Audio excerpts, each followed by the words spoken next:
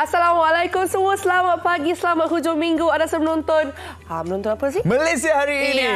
Hari ini hari apa? Hari ini hari Sabtu 22 Oktober 2022. Ya. Apa yang saya boleh katakan daripada semalam jalan agak sesak. Sebab bukan agak Aziz. Sangat sesak. Ya, sangat. Ada yang saya dengar daripada Perak ke Kuala Lumpur 10 pagi gerak 5 petang sampai. Sabar ya, itu baru satu arah. Sangat-sangat jam. Sama lah juga semalam. Tapi hari Jumaat tu biasalah bila orang bawa balik kerja apa semua. Untuk kita nak lalu jalan dekat Kuala Lumpur ni memang sangat-sangat sesak. Tapi hari ini pun dijangka sesak juga sebab cuti akan berlanjutan sampai hari Rabu, cuti sekolah. Hari Rabu. Okey, sajalah nak tanya untuk semua penonton Malaysia hari ini lah ya. Ada apa-apa perancangan ke mana agaknya kali ni? Adakah balik kampung ataupun pergi satu percutian dengan keluarga? Tapi yang saya pasti semua kena banyak bersabar. Sebab kita tahu memang memerlukan kesabaran untuk jalan pada musim cuti. Ya, tapi awak tanya orang, awak pun nak pergi mana? Okeylah, saya ada jawapan. Jawapan saya tak jauh lah sebenarnya. Saya dekat-dekat je, dekat Negeri Sembilan je. Lepas tu patah balik ke Kuala Lumpur. Tak berani saya Zik sebenarnya. Tapi awak tetap balik kampung lah. Ada urusan sebenarnya. Ada urusan. Dia punya urusan tu adalah alasan. Nak balik kampung. Aziz ada urusan? Saya mungkin lebih kepada duduk kat rumah je lah. Sebab anak-anak cuti sekolah. So bolehlah kita spend time dekat rumah tu. Buat macam aktiviti. Duduk rumah je lah. Betul. Nanti habis banyak masa kat jalan raya je. Betul. Kan? Jadi saya pilihan dekat tangan anda sebenarnya. Dan bercakap tentang jalan-jalan semua kan. Saya tak tahu lah Haziq, awak pernah tak pergi kolam air panas? Apa pula tak pernah dekat Selayang tu? Awak pernah pergi? Pernah. Ya ke? Dulu kan ada macam, ada pernah jadi gegata ke apa. Orang kata, Haziq, pergi dekat kolam air panas tu, ambil air panas tu, curah. Oh, ya ke? Hilang ke? Dia boleh relief lah. Itu kan, orang kata, orang bagi tips lah. Ya, dia tak adalah menyembuhkan ke apa ke. Tapi tengok tu. Oh, seronoknya. Sekarang ni terus buat saya rasa saya pun nak pergi kolam air panas lah. Tapi kan, kita tak meninggalkan semua penonton kita sebenarnya. Kita punya rakan setugas kita, Afad. Afad ada kat sana? Dia seronok. Dia cuti-cuti ni, dia tak datang studio. Dia terus sampai dekat kolam air panas. Afad dia tinggalkan kita duduk kat sini lah. Kita belum mandi tau. Dah mandi. Jom kita bersama dengan Afad sekarang ni yang berada di kolam air panas Selayang. Terima kasih Aziz dengan Daya dekat studio. Jangan cemburu, jangan jealous. Jadi seperti biasalah untuk anda penonton di Malaysia hari ini, hujung minggu macam ni kami bawakan siaran luar lah. Biasanya kalau MHR hujung minggu pergi ke air terjun, sungai, macam Daya kita tengok bunga, pergi taman dan sebagainya. Tapi hari ni Afad nak bawa anda untuk kita nak mandi air panas. Bukan jauhnya kalau anda yang berada dekat sekitar Lembah Kelang, KL dan juga Selangor, dekat je dekat Selayang ni. Selayang ni dekat mana? Selayang ni kalau anda yang berada dekat Kuala Lumpur ni, jalan nak ke Rawang. Di Selayang ke Rawang, dekat bahagian kiri ni ada kolam air panas Selayang. Dan dekat sini ada macam-macam kolam lah. Difahamkan ada 6 kolam kesemuanya. Jadi kalau anda perhatikan dekat sekeliling saya ni, ramailah pengunjung-pengunjung yang dah datang dekat sini selepas subuh tadi. Katanya lepas main subuh terus datang dekat sini. Mereka berendam pun boleh dekat sini, nak main air, nak rendam kaki pun boleh. Saya kejap lagi pun saya nak rendam kaki. Sebenarnya kalau saya nak cerita kelebihan mandi air panas ni, kejap lagi lah bersama dengan pakar. Tapi untuk waktu ini kita nak bersama dengan pengurus di kolam air panas ni. Jadi nak tahulah tentang kolam air panas ni. Jadi kita nak terus bersama dengan Encik Aman. Nampak dia berjalan. Aman bin Syahari. Ingatkan rendam kaki juga tak? Dah biasa dah. Hari-hari di sini. Hari. Okey. Boleh kita tanya sikitlah tentang kolam air panas Selayang ni. Saya ni duduk dekat KL dah berpuluh tahun juga. Bila saya lalu dekat sini memang dah ada dah. Jadi Encik Aman selaku pengurus dekat sini, sebenarnya bila agaknya kolam air panas ni memang dah ada dekat sini? Kolam air panas ni dah wujud lama sebenarnya. 3 ataupun 40 tahun lepas. Lama dah. Dah lama sangat dah. Mungkin orang dah tahu dah tempat ni. Tambah-tambah bila saya uruskan tempat ni, mungkin lebih ramai orang tapi tahu. Okey, kalau kita lihat kolam air panas ni, banyak juga ada dekat setiap negeri pun ada juga. Macam dekat Perak ada, Negeri Sembilan ada, Kedah ada. Kan? Okey, jadi apa antara kelebihannya yang spesialnya kolam air panas Selayang ni? Sebenarnya kolam air panas Selayang ni kita ada banyak kolam, ada 6 kolam. Suhu yang berbeza-beza. Ada yang 50 lebih Celsius, ada yang 40 lebih. Jadi lagi satu dia berdekatan dengan Lembah Kelang, dalam Lembah Kelang, jadi mudah untuk orang kunjung. Untuk kesihatan lah. Betul. Jadi kalau misalnya kata anda, betul lah, saya setujulah. Sebab ada di antara kita yang cakap je duduk kat KL, cakap je duduk kat Selayang. Kadang-kadang tak tahu. Tapi tak tahu. Betul. Macam saya pun kadang-kadang terlajak juga kerja kawasan ni kan. Okey, jadi ada 6 kolam air panas kat sini, suhu yang berbeza-beza. Jadi kalau lihat pengunjung dekat sini ni, alhamdulillah. Makin lama makin bertambah. Tambah-tambah di waktu malam. Kalau siang ni kebanyakannya orang tua-tua lah kan. Tapi kalau malam dia tak kira siang malam berbeza dia umur. Remaja ada, orang tua ada, kanak-kanak pun ada. Semua ada lah. Betul, saya setuju sebab kalau kita lihat kat sini memang pelbagai lapisan umur lah, peringkat umur yang ada dekat sini. Terima kasih Cik Aman. Okey, jadi semua boleh datang kat sini jumpa dengan Cik Aman juga. Jemput dipersilakan. Okey, terima kasih Cik Aman. Okey, saya nak bersama dengan pengunjung yang ada kat sini pula okey, jom kita lihatlah. Ini yang saya suka nampak. Kanak-kanak pun main air, nampak tak? Assalamualaikum. Hai, lambat kat kamera.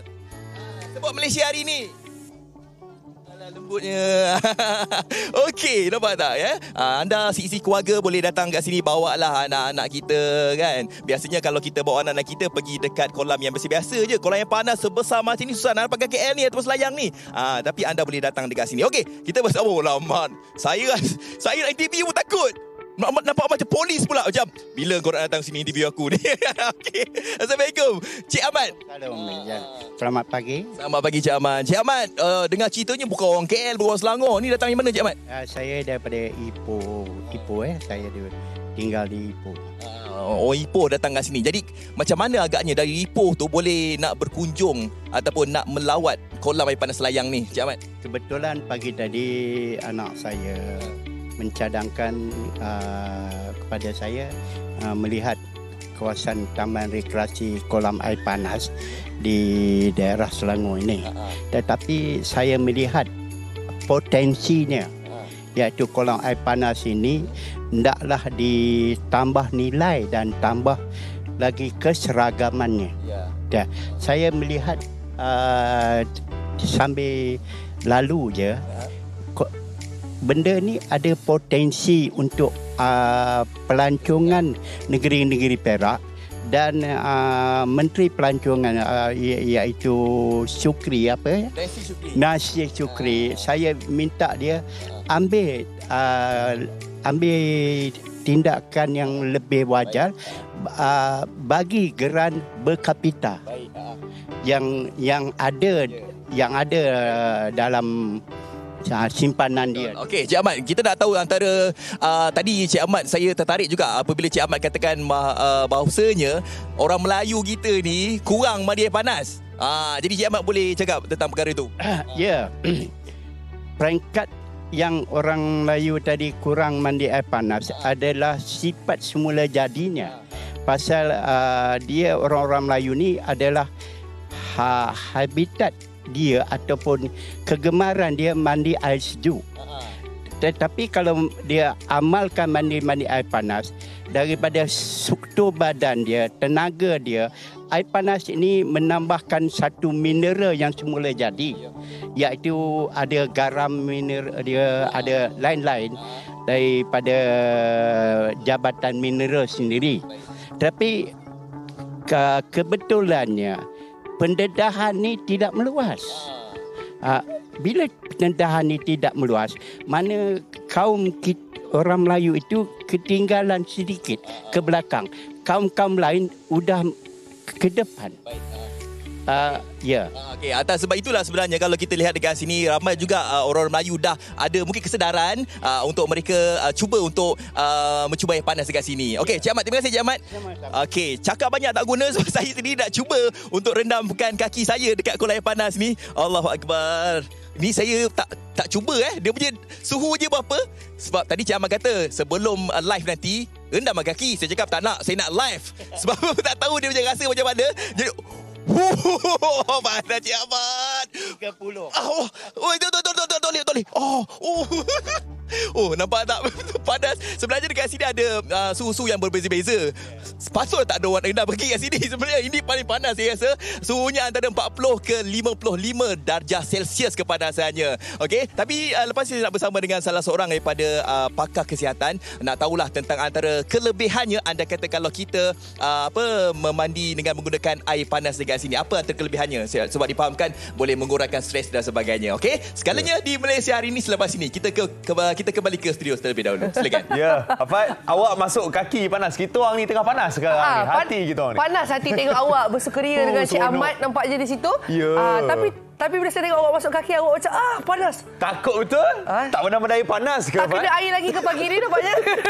Okey, so ada banyak lagi tempat-tempat menarik sebenarnya yang kita boleh pergi. Dekat Kuala Lumpur, kat Selangor, kat Lembah Kelang ni kan.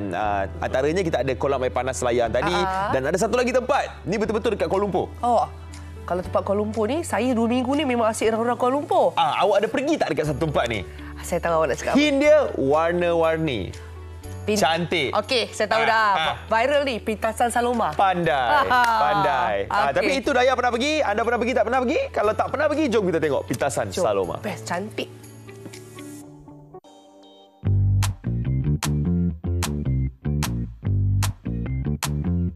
Bandaraya Kuala Lumpur, ibu negara yang penuh dengan keunikan reka bentuk bangunan, keindahan dan kecantikan tidak kira siang maupun malam. Dahulu, antara tempat menarik yang akan dikunjungi pelancong di bandaraya ini ialah Menara Berkembar Petronas dan Menara Kuala Lumpur.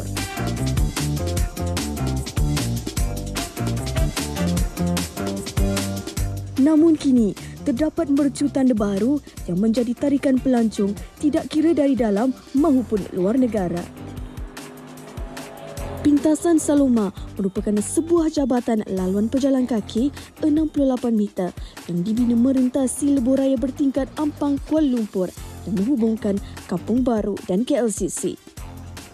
Nama pintasan ini diambil sempena nama seorang seniwati keturunan Malaysia Singapura yang terkenal suatu ketika dahulu, iaitu Saloma. Beliau dikebumikan di tanah perkuburan Islam Jalan Ampang bersebelahan dengan pintasan tersebut. Bagi seorang pelancong dari Netherlands, Omar Akka, 33 tahun, dia bersama isterinya yang pertama kali menjejakkan kaki di sini terpesona dengan kecantikan dan keunikan pintasan ini.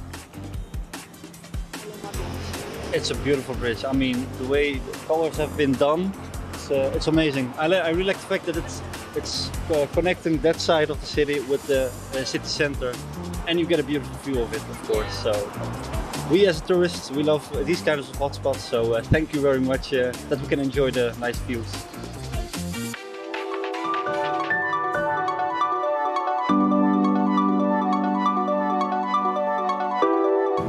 Sememangnya, laluan pejalan kaki ini bukan sebuah laluan yang biasa kerana turut dilengkapi 4,098 sistem pencahayaan LED yang berinteraktif menghasilkan pelbagai paparan warna dan imej pada setiap masa yang menjadi tarikan kepada pengunjung terutama pada waktu malam.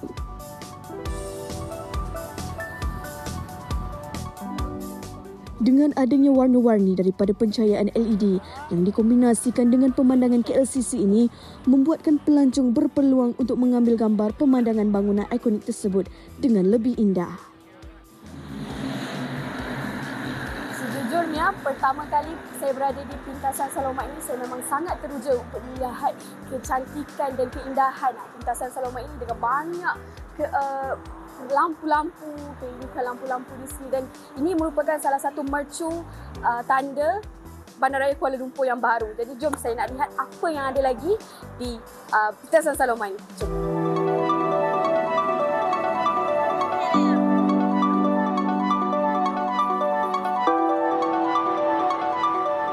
Keunikan yang ada pada pintasan ini bukan sahaja hanya pada pencahayaan, tetapi tahukah anda di sebalik reka bentuk pintasan ini terdapat satu simbolik tradisional yang semakin dilupakan. Reka bentuk pintasan yang unik ini sebenarnya diinspirasikan daripada tradisi Sirih Junjung yang menjadi seni gubahan adat Melayu.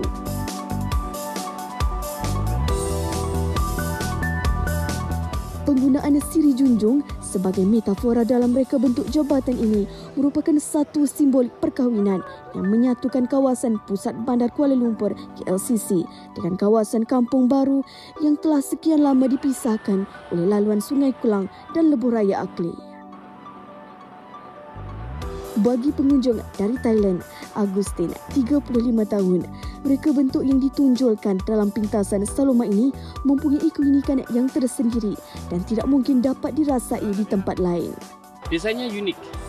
Jadi kalau kita masuk sambil mengambil video, itu serasa kita di dalam mana seperti itu. Jadi sensasinya different lah. Jadi ketika kita mengambil foto, background dia seperti ada bendera Malaysia atau seperti lampunya bisa berubah-ubah. Jadi di background pun nampak cantik, nampak molek ya.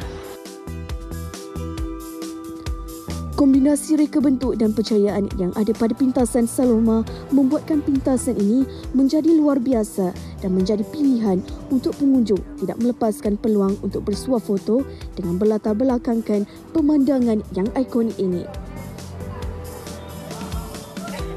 Walaupun kos pembinaannya menelan belanja sebanyak 30 juta ringgit, tiada caj yang dikenakan kepada pengunjung untuk menikmati keindahan pemandangan di pintasan ini.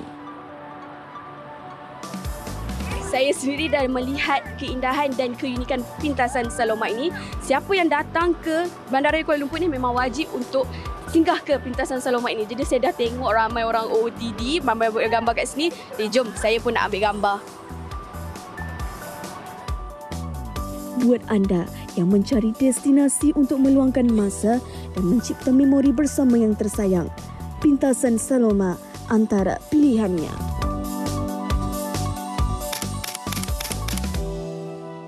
Banyak sebenarnya tempat-tempat menarik, mercu tanda yang ada kat Kuala Lumpur ni yang kita boleh ambil gambar sebagai background kita yang memang akan jadi satu gambar yang estetik. Wah, betul. Ini betul-betul anak-anak muda sekarang kat mana-mana pun yang penting gambar kena cantik. Ya, Instagramable.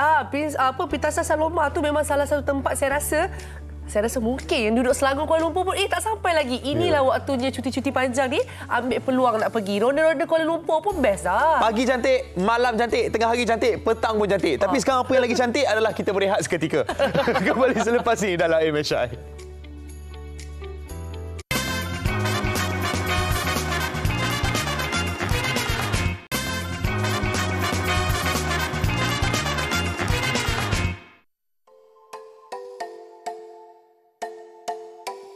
Aktiviti pelancongan pasca pandemik kembali meriah dengan kehadiran pengunjung ke pelbagai destinasi menarik di seluruh negara.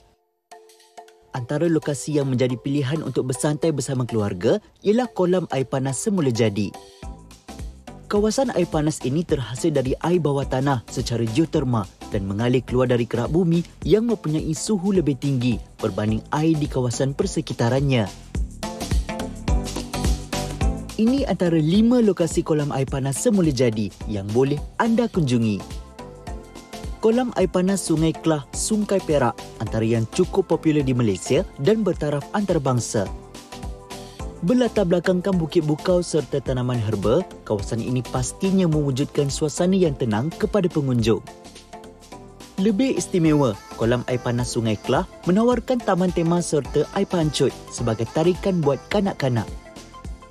Bukan itu sahaja, kolam rawatan terapeutik turut tersedia dengan kawalan suhu antara 30 hingga 43 darjah Celsius. Masyhur dengan nama Ulu Legong Hot Springs, kolam air panas Ulu Legong Baling Kedah juga tidak kurang hebatnya. Kawasannya cukup luas sehingga mampu menempatkan 5 buah kolam air panas. Bagi golongan wanita yang menginginkan privasi, jangan risau kerana terdapat satu kolam khas buat mereka dan satu kolam khusus untuk kanak-kanak di sini. 3 lagi kolam dibahagikan kepada suhu air yang berbeza iaitu suam, panas dan sederhana panas. Lokasi pilihan yang ketiga ialah kolam air panas Jasin Melaka. Kawasan ini wujud sejak era 80-an lagi, menjadikannya kompleks kolam air panas tertua di Malaysia. Namun kemudahan serta fasiliti yang tersedia seperti tandas dan surau tetap diuruskan dengan baik. Selain kolam air panas, anak-anak juga pastinya terhibur dengan permainan gelongsor air serta inflatable pool yang besar. Kolam air panas berbentuk segi empat pula berada di Kampung Panco, Serian, Sarawak. Terletak betul-betul di tengah-tengah pohon yang menghijau, pastinya memberi kedamaian kepada pengunjung yang hadir. Bagi anda yang ingin berehat, anda boleh pergi ke kawasan yang berbumbung bagi mengelak diri daripada terus terdedah kepada cahaya matahari. Lokasi terakhir pastinya kolam air panas Selayang, Selangor. Istimewanya di kawasan ini, anda boleh menyewa besen, baldi atau gayung bagi memudahkan anda untuk mandi. Andai kata tiba-tiba merasa lapar, anda boleh terus ke gerai-gerai jualan yang menjual makanan dan minuman di keliling kawasan kolam. Nak tahu apa lagi yang menarik di kawasan ini? Teruskan bersama kami di Malaysia Hari Ini.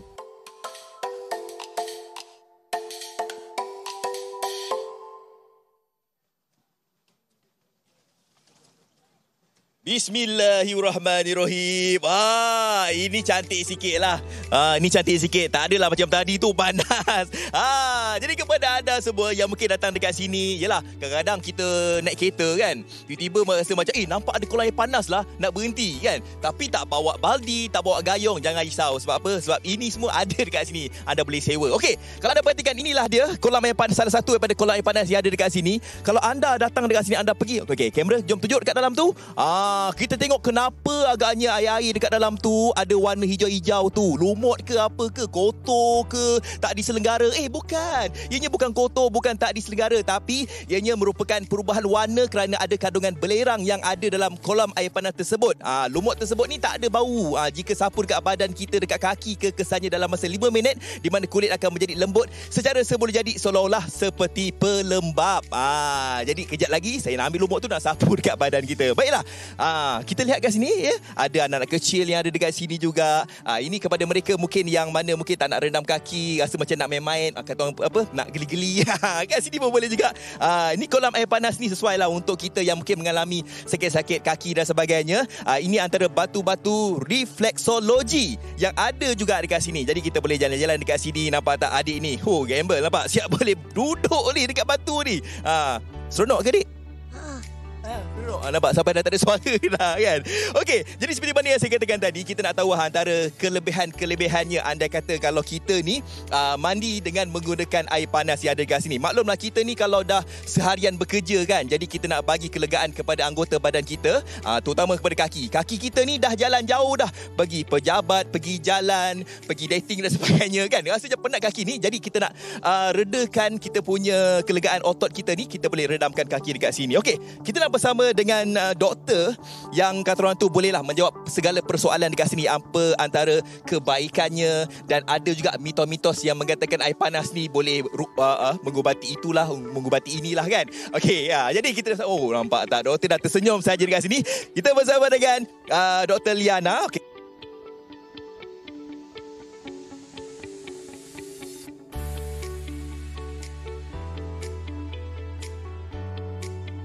Dengan Dr. Liana lah pula, line agak terganggu dekat situ. Tapi nampak gayanya macam kita boleh kembali kejap saja lagi bersama dengan Afad. Ya, tapi kalau tengok kan, bukan orang Malaysia je, orang luar pun sama juga menikmati. Tapi rasanya doktor dah hampir bersedia dekat situ. Jom kita bersama Afad dan juga Dr. Nur Liana Khairudin. Kembali lagi di kolam air panas Selayang ni. Okey, tak apa berlengah banyak masa lagi sebab kita tengok macam nak hujan tadi kan. Okey, kita bersama dengan Dr. Liana Khairudin, Pegawai Perubatan dan Kesihatan Pekerjaan ataupun singkatannya OHD. Okey doktor, kita nak tahulah apa antara kebaikannya. Ada kata kalau kita ni mandi air panas ataupun kita main air panas ni. Okey. So antara kebaikan-kebaikan mandi air panas ialah kita boleh mengurangkan stres kan. Kadang-kadang kita balik kerja penat, stres, kita nak relax. So air panas ini sangat bagus untuk mengurangkan stres, untuk kita relax. Otot-otot yang tegang pun kita boleh kurangkan ketegangan otot, sakit-sakit otot, dan juga ia elok untuk kulit. Okey, macam kulit wajah kita ni, kalau guna air panas ni boleh membuka pori-pori di wajah kita tu. Yes, yeah. Call me doctor after this, okay? Okey, apa antara mitos-mitosnya? Kalau kita ni mandi air panas ni. Ramai akan menyatakan bahawa air panas ni boleh menyembuhkan segala penyakit. Okey, kanser lah, diabetes lah, hypertension. Okey, so ini walaupun dia ada kebaikan-kebaikan tersendiri, tapi ia tidaklah boleh terus menyembuhkan segala penyakit ini. So kita masih perlu untuk mengambil ubat-ubatan dan tidak mengabaikan rawatan-rawatan yang dinasihatkan oleh doktor. Yes, ini langkah langkah alternatif lah kata orang tu kan. Okey, dari segi kebersihan air panas ni pula bagaimana? Sebab mungkin ada di antara kita yang macam tengok-tengok, lama dia dah berendam lah dekat dalam tu. Macam mana kita nak mandi pula kan? Macam mana tahap kebersihan air panas pula? Okay, so dia terpulang. Kadang-kadang macam selayang ni dia dah terjaga. So kalau dah terjaga, selalunya tahap kebersihan dia agak alright lah. Okay, tetapi sekiranya kolam air panas tu mungkin yang tidak dimiliki, kita tak tahu mikroorganisma apa, bakteria apa, parasite apa, jadi lebih elok untuk kita tidak minum air atau kita tidak tenggelamkanlah kepala kita dalam air itu, minum, masuk segala. Janganlah kata tu berendam kan. Nak better, nak challenge, jom kita rendam air panas dah. Jangan pula lepas ni kan. Okey, ada yang saya lihat lah kan, tadi pun Mitos ada cakap kan, tapi nak tanya jugalah tentang macam diorang ni yang mana sakit-sakit lutut, ada sakit-sakit kulit dan sebagainya. Mereka mengatakan bahawa air panas ni memang sesuai untuk sakit lutut dan juga untuk penyakit-penyakit kulit ni. Bagaimana doktor? Okey, so kadang-kadang kita tahu bahawa ia boleh mengimprove kita punya salur pengaliran darah. So ini boleh mengurangkan ketegangan otot dan juga ketegangan sendi-sendi kita lah. So that's good. Untuk kulit pula, yes, kadang-kadang dia akan menjadi sebagai pelembab. Kita boleh basuh kotoran-kotoran dari kulit, so ia adalah elok juga. Tetapi sekiranya kalau keterlaluan, terlalu lama atau terlalu panas, ini yang mungkin tidak baiklah untuk kulit kita. Okey, jadi beragak-agak lah kan, jangan guna air panas. Okey, antara air panas dan juga air sejuk, mana satu saranan doktor? Sebab kadang kat rumah tu kan ada air panas juga kan. Apa saranan doktor? Mana lagi baiklah kata orang tu? Okay, so air panas dan air sejuk mempunyai kebaikan-kebaikan tersendirilah. Okay, kita nak kata yang mana lebih elok, yang mana lebih yang mana tak elok, dia terpulang pada keadaan, terpulang kepada individu tu. So macam sekiranya you dekat tempat yang sejuk, winter kan, takkan kita nak mandi air sejuk lagi kan. So dia memang terpulang kepada situasi dan individu tersebut. Okey, dah lalang kita dekat kolam air panas semula jadi ni, nak tahulah apa antara kebaikannya. Doktor boleh sambil kita berjalan tak? You berjalan. Minta maaf lah siapa dekat depan ni. Jadi apa, sebab kita lihat ni kolam air semula jadi kan, kolam air panas semula jadi kan. Dekat rumah pun ada juga water heater tu, hot kan. Jadi apa berbeza ke dia punya sifat-sifat semula jadi tu? So untuk kolam air panas yang semula jadi ni, dia mempunyai mineral-mineral semula jadi. So inilah yang baik untuk kesihatan kulit dan sebagainya. Walaupun kebaikan-kebaikan air panas agak sama berbanding dengan air di rumah dan juga air kolam air panas ni. Okey, kata orang tu apa yang semula jadi tu lagi okey lah. Jom doktor, sambil berjalan. Doktor dah biasa dah sebenarnya mandi air panas dekat sini kan.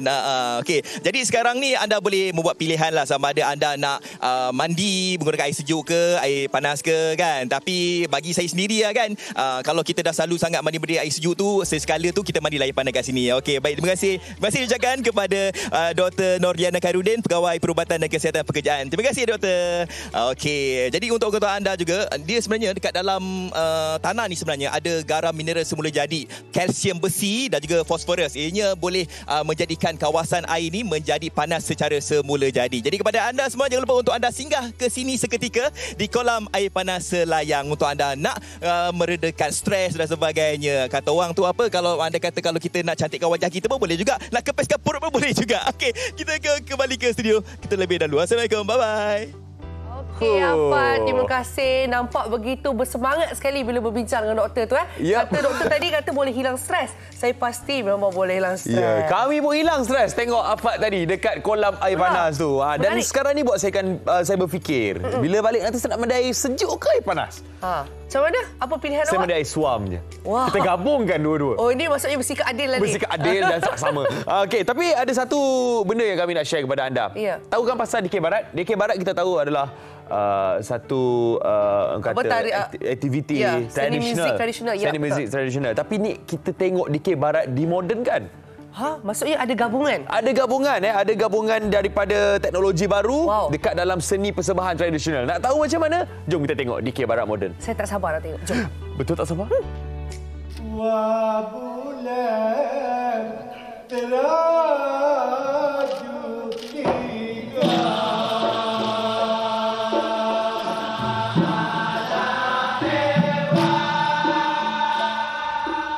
Dikir Barat merupakan satu seni persembahan dari negeri Kelantan yang disampaikan secara berkumpulan.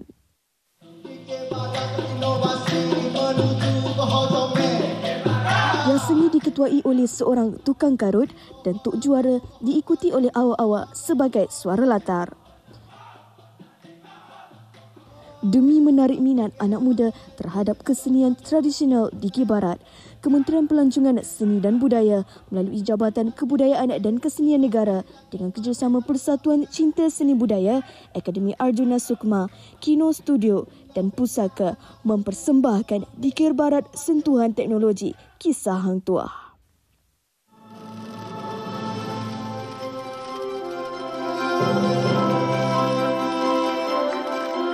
Program ini merupakan pembangunan produk kesenian tradisional Dikir Barat yang menggabungkan 3 elemen teknologi dalam persembahan iaitu projection mapping, holographic dan motion capture. Kesenian tradisional dengan gabungan teknologi sebagai produk pelancongan budaya dan secara tidak langsung memenuhi objektif penggiat seni budaya mempopularkan Dikir Barat kepada generasi muda. Ini memberikan satu dinamik dan dimensi baru dalam persembahan kesenian tradisional supaya dilihat selari dengan kehendak dan peredaran masa kini selain dapat dibawa ke pentas antarabangsa. Muhammad Suli Yusof atau lebih dikenali sebagai Arjuna Sukma, seorang jurulatih dan penggiat seni Dikir Barat yang aktif dan dikenali ramai. Dia antaranya menyokong penuh pendekatan dan inovasi terbaru ini. Sebenarnya dia nak jaminan keaslian itu terjaga. Jadi kami elemen teknologi hanya kita membuat atmosfera persekitaran saja membantu teknologi. Bikin tetap bikin. Supaya mana tuan tengok tadi, Dikir Barat tetap bikin dengan alat muzik Dikir Baratnya, dengan komponen-komponen bikin cukup lengkap. Untuk Jawa tuan karu awak-awak muzik yang tanpa di unsur moden yang kita gunakan. Tapi yang kita gunakan suntikan elemen teknologi ini untuk membantu menyegarkan dan menarik minat anak muda kepada seni yang agak orang muda kurang minat kepada dengan tradisional yang agak ke belakang. Malaysia terkenal dengan khazanah seni, budaya dan warisan. Setiap satu mencorakkan kita sebagai masyarakat Malaysia. Preservasi dan inovasi harus bergerak sejajar agar setiap seni, budaya dan warisan tidak ditelan zaman.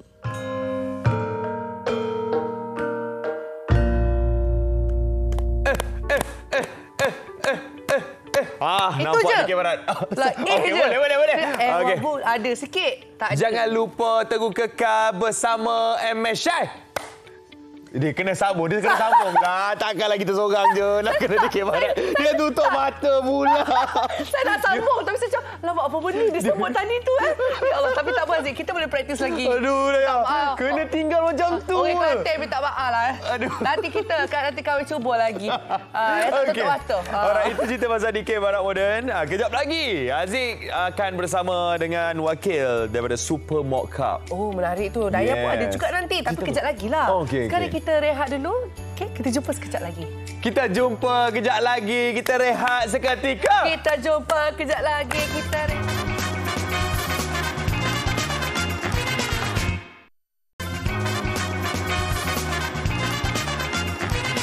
Ini dah sepakat bercuma daripada Haziq.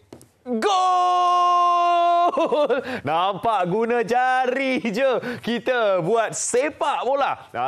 Sebab apa? Kita nak bercerita pasal Super Mock Cup 2022. Setelah 2 tahun ditangguhkan disebabkan pandemik COVID-19 tahun ini, Super Mock Cup kembali. Jadi Haziq bersama dengan Ketua Cawangan Program Khas Bahagian Pembangunan Sukan Majlis Sukan Negara iaitu Encik Syukri bin Harun. Assalamualaikum Encik Syukri. Waalaikumsalam. 2 tahun tak dapat anjurkan Super Mock Cup. Tahun ini 2022 kembali. Mungkin Encik Syukri nak ceritakan apa agaknya cerita-cerita yang ada untuk tahun ini punya penganjuran. Kejuaraan Super Mock 2022 kita akan adakan semula selepas 2 tahun pandemik yang berlaku di seluruh negara, seluruh dunia. So kita kan kejuaraan ini akan dikeluarkan oleh Majlis Sukan Negara melalui program pembangunan bola sepak negara, sanctioned by FAM. Kejuaraan ini akan dipertandingkan bagi umur 12 tahun, 13 dan 14 tahun. Setahun lah beza. Setahun beza. Jadi kejuaraan ini akan diadakan di Akademi Bola Sepak Negara Moktadari di Gambang, Pahang. Okey, dianjurkan pada 23 Oktober. Yep. Sampai 31 Oktober. Yeah. Sampai bulan lah? 23 tu arrival team dan dia akan bermula 25 sampai 30. Okey. So 31 dia orang akan balik. Itu adalah sedikit fakta, kan? Bilakah penganjuran untuk tahun 2022 ni? Tapi kita nak cerita pasal sejarah pula. Kan, ini adalah kali ke-6 dianjurkan. 2022 ni adalah penganjuran kali ke-6. Mungkin boleh kita boleh ceritakan sikit sejarah penganjuran, bagaimana boleh bermulanya Supermok Cup? Yang pertama, kejohanan Supermok ni telah diadakan daripada 2014. Betul. Waktu tu kita mulakan dengan hanya umur 12 tahun lah.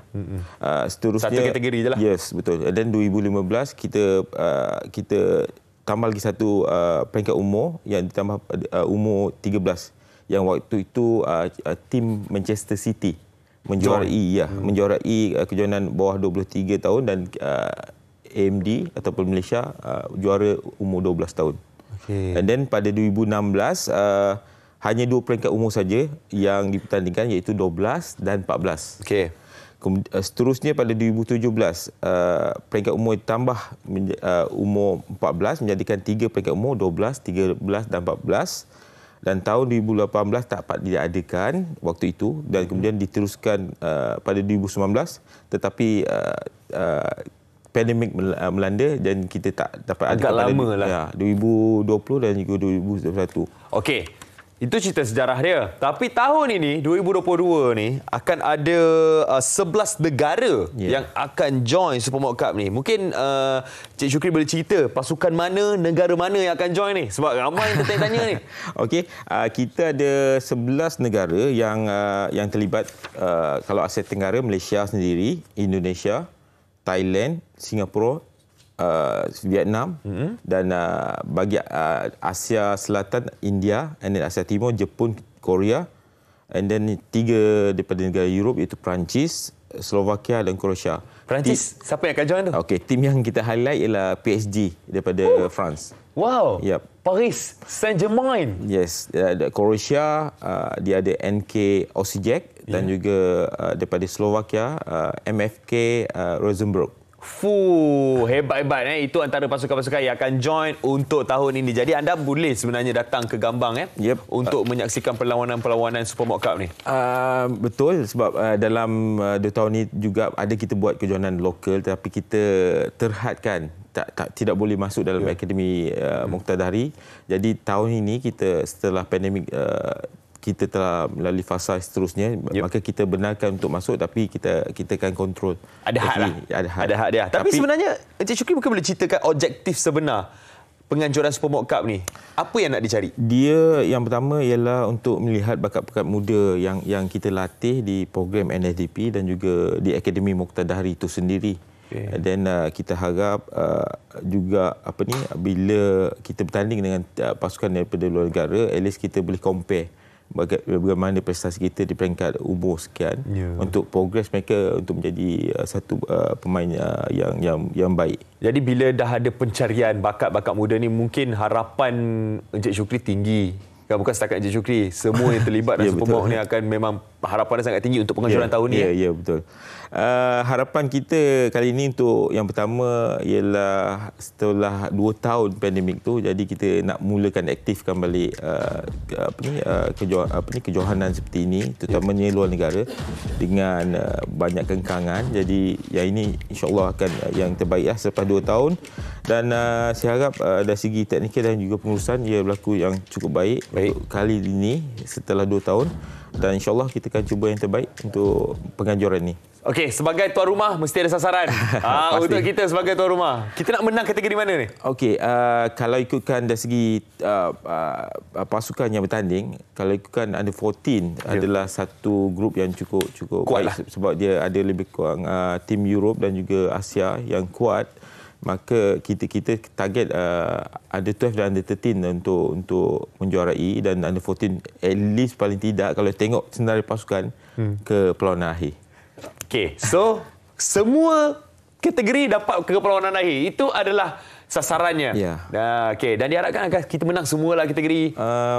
Boleh kita harap kita jumpa yang terbaik. Ya, okey, jadi anda jangan lupa untuk beramai-ramai datang menyaksikan kejohanan bola sepak antarabangsa Supermok 2022 di Akademi Bola Sepak Negara Moktadari di Gambang, Pahang daripada 25 sampai 30 Oktober 2022. Jangan lupa hashtag Supermok 2022. Tengok baju Encik Syukri pakai. Cantik baju dia.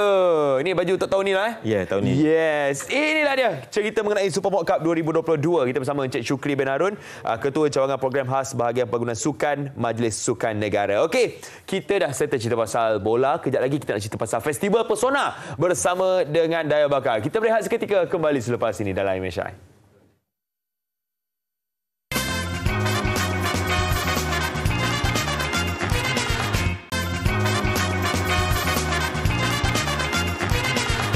Kembali bersama kami dalam Malaysia hari ini. Ya, untuk anda yang sudah sarapan, alhamdulillah bagus sebab terus bersama kami. Dan tadi Haziq ada cerita tentang Supermok dan katanya Daya ada cerita pasal Festival Pesona. Ya, betul. Lagi dia untuk orang-orang Johor, wanita-wanita yang rasa macam wow, saya nak terlibat juga. Sebab apa? Kita bersama dengan dua orang istimewa untuk berkongsi dengan kita tentang Festival Pesona YPKDT 25 tahun, Fest 25. Bersama kita Puan Nurul Nakir Haji Fazil, iaitu Ketua Pegawai Eksekutif Yayasan Pembangunan Keluarga Darul Takzim, dan juga Cik Muhammad Ridwan Samsudin, Ketua Unit Komunikasi Korporat Yayasan Pembangunan Keluarga Darul Takzim. Selamat datang. Selamat datang. Terima kasih Daya. Sama-sama. Katanya dari Johor semalam datang ya? Dari Johor. Walaupun katanya jam yang parah tapi sampai juga ya. Betul. Sampai juga di di MSI hari ini. Betul, alhamdulillah. Dan katanya hari ini nak berkongsi sesuatu yang menarik kan. Jadi mungkin Puan Nurul berkongsikan berita baik yang kata ingin dikongsikan oleh Yayasan Pembangunan Keluarga Darul Takzim khususnya kepada rakyat negeri Johor. Silakan Puan. Terima kasih Puan Daya. Assalamualaikum warahmatullahi wabarakatuh. Salam sejahtera, salam maju Johor. Terlebih dahulu terima kasih MSI kerana menjemput dan juga memberi peluang kepada Yayasan Pembangunan Keluarga Darul Takzim ataupun kita panggil YPKDT yang mana kita nak promosikan satu festival iaitu festival yang sangat-sangat kita rasa sesuailah untuk kita raikan untuk 25 tahun ulang tahun YPKDT. Baik. Jadi saya nak tahu juga, macam katanya untuk Jubli lah 25 tahun kan. Kita nak tanya dekat Encik Muhammad Ridwan lah. Kata pengancuran festival ni yang pertama kali, tapi katanya memang meriah. Jadi apakah mesej atau objektif saya yang ingin disampaikan? Okey. Terima kasih Daya. Sama-sama. Okey, pastinya festival kali ini buat julung kalinya yang kita bawakan kepada bangsa Johor dan orang sekitarnya. Yang kita jemput orang yang datang ke negeri Johor, pastinya kita menghendaki bahawa pengunjung yang datang ada sesuatu yang mereka bawa balik, ada kenangan yang kita bawa balik. Kita melihat kepada tajuk festival ini sendiri iaitu Pesona YPKDT 25 tahun. Ada dua mesej di situ. Yang pertama adalah pesona. Pesona ni bila kita cakap pasal pesona, dia melihat kepada wanita. Betul, dan aura wanita, pesona seorang wanita. So kita nak bawakan dalam festival kita kali ini. Dan yang kedua tentunya 25 tahun sambutan penubuhan YPKDT sejak tahun 1997. Okey, di mana di dalam pesona ini kita akan bawakan program-program khusus kepada wanita. So rakyat negeri Johor yang bernama wanita ini, mari ramai-ramai bersama dengan kita macam-macam pengisian yang kita bawakan kepada golongan wanita, dan juga tentunya kita nak mempromosikan YPKDT itu sendiri kepada rakyat negeri Johor. Ya, betul. Sebab kalau kita tengok di skrin sekarang kan, saya yang duduk di Kuala Lumpur pun dia rasa macam nak pergi Johor lah macam ni, nak juga pergi Festival Pesona kan, sebab ada macam-macam pengisian. Mungkin boleh kongsikan juga antara program-program yang menarik, yang membolehkan kenapa semua orang kena datang? Pastinya kita festival ini akan berlangsung selama 3 hari, 28 hingga 30 Oktober, iaitu Jumaat hingga Ahad, bermula 10 pagi hingga 12 malam, yang mana setiap satu hari ada istimewanya. Maksudnya dia ada pengisian berbeza. Ya, betul. Macam malam pertama kita ada YPKDT berselawat, yang mana kita datangkan kumpulan nasyid Faiz akan bersama dengan kita. Malam kedua kedua, kita ada konsert 25 tahun YPKDT. Kita bawakan kepada anda semua. Kita ada Ernie Zakri, Syamil, Zahrul Umbrella. Kita ada band daripada Singapore, The Pinhole. Untuk bersama-sama dengan kita. Percuma sahaja boleh datang pada malam tersebut. Dan hari ketiga, pastinya kita ada majlis perasmian yang akan dirasmikan oleh Setiausaha Kerajaan Johor, iaitu Yang Berhormat Tan Sri Datuk Dr. Haji Azmi bin Rohani. Dan lain-lain pengisian kita bawakan pastinya takkan mengecewakan pengunjung yang datang ke Fest to Five kita. Maksudnya kalau dah datang satu hari itu tak ada masalah, datang 3 hari pun okey je. Ya, betul. Tak ada masalah ya? Tak ada masalah. Dan sesuai tak kalau datang seisi keluarga juga? Ya, betul. Setiap kalau dia datang bersama keluarga, pastinya ibunya ada pengisian, bapanya ada pengisian, anak-anaknya pun ada pengisian. Kita membuatkan konsep 25 tahun mewarnai Johor, yang mana kita nak menunjukkan apa yang YPK bawakan kepada rakyat Johor. Kita nak berikan kepada pengunjung yang datang hadiah-hadiah istimewa, merchandise istimewa kami yang julung kalinya diadakan 25 tahun ini festival. Ya dah julung kalinya untuk sambutan 25 tahun pula kan. Dan sebenarnya kita ada satu video yang kita nak kongsi daripada YPKDT sebenarnya. Memang menarik, jom kita saksikan.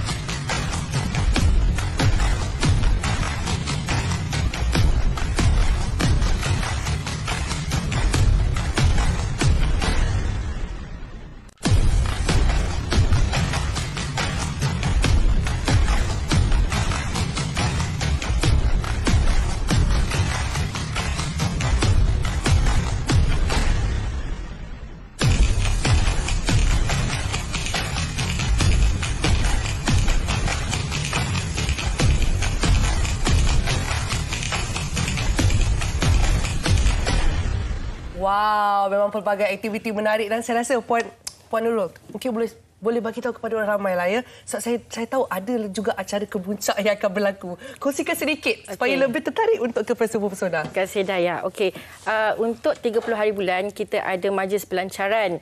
Iaitu pelancaran ada 3 pengisian itu, pelancaran logo baru YPKDT yang mana kita logonya telah berwajah baru dengan imej corporate yang lebih besar sesuai dengan peranan YPKDT yang telah berfungsi dengan lebih luas pada kali ini. Dan juga kita ada pelancaran pelan tindakan pemekasan wanita 2022 hingga 2031 yang mana pelan inilah pelan hala 7 dan juga pelan memperkasakan wanita khususnya di negeri Johor untuk tempoh 10 tahun dan juga kita ada anugerah pesona wanita negeri Johor. Baik. Sebenarnya kalau bercerita ni memang rasanya semua dah tak sabar lagi untuk tunggu pada berapa hari bulan sekali lagi? 28 hingga 30 Oktober. Ya.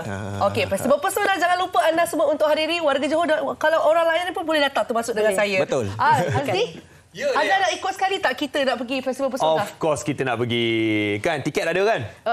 Percuma saja. Percuma saja.